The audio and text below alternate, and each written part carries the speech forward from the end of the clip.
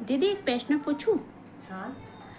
ब्रह्मचारी कौन होते हैं और इनका क्या महत्व है? ब्रह्मचारी कौन होते हैं? आपने कभी किसी से पूछा कि ब्रह्मचारी कौन होते हैं?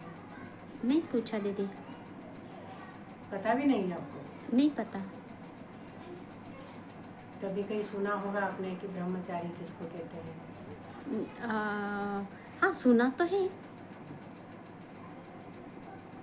क्या सुना? कि ब्रह्मचारी वो होते हैं जिनकी शादी नहीं होती है और जो लोग हनुमान जी की सेवा करते हैं वो ब्रह्मचारी होते हैं। ब्रह्मचारी होते हैं। अच्छा। सिर्फ इतना ही सुना कि हनुमान जी की सेवा करते हैं वो ब्रह्मचारी होते हैं। जी। वो गृहस्थ जीवन में नहीं है। हनुमान जी भी गृहस्थ जीवन में है। और जो लोग हनुमान जी की सेवा करते हैं वो गृहस्थ जीवन में नहीं है, वो भी गृहस्थ जीवन में है।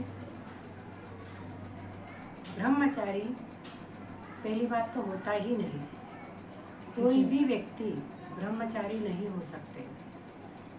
असली जो ब्रह्मचारी रहते हैं वो सिर्फ जो बच्चा 9 महीने अपनी माँ के गर्भ में पलता है वो जब तक उसका जन्म नहीं हो जाता तब तक वो ब्रह्मचारी बच्चा कहलाता है। उसे ब्रह्मचारी कहते हैं। उस बच्चे को इस दुनिया से कोई लेना देना नहीं रहता है।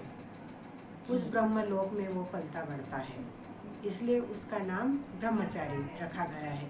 न कि जो बच्चा जन्म ले लेता है वो बड़ा होता है, खेलता कूदता है, कई प्रकार की क्रीड़ाएं करता है। वो जब अलग अलग क्रीड़ाएं करेगा वो तो ब्रह्मचारी कैसे हो सकता है? चाहे वो हनुमान जी की पूजा करे या किसी भी भगवान की पूजा कर ले, वो ब्रह्मचारी कभी नहीं हो सकता। चाहे वो संत बन जाए या कुछ भी बन जाए, जन्म होने के बाद में वो ब्रह्मचारी बिल्कुल नहीं बनते हैं। ब्रह्मचारी का मतलब होता है कि जो बच्चा अपनी माँ की कोख में 9 मंथ पलेगा, उस बच्चे की अगर आप और उस मदर की, उस माँ की अगर आप पूजा करते हो तो आपको वो फल जरूर मिलेगा कि आपने उस ब्रह्मचारी की पूजा की है, उस बच्चे की। वही हनुमान जी कहलाएगा, वही विष्णु, वही शिव और वही खुद आप अपने आप को देख सकते हो उसमें। तो असली ब्रह्मचारी तो भीतर है, बाहर ब्रह्मचारी का पालन नहीं कोई कर पाता है। जैसे 7 महीने के बच्चे या 3 साल, 7 साल या फिर 9 साल या 12 साल के बच्चे, क्या नाबालिग बच्चे हैं, ये तो बाल ब्रह्मचारी है। वो बच्चे भी बाल ब्रह्मचारी नहीं रहते हैं, क्योंकि उन्होंने इस धरती पर जन्म ले लिया है। वो जो भी उनकी आंखों से जिन लोगों को भी उन्होंने देखा, तो ब्रह्मचारी का जो पालन रहता है वो भ्रष्ट हो जाता है।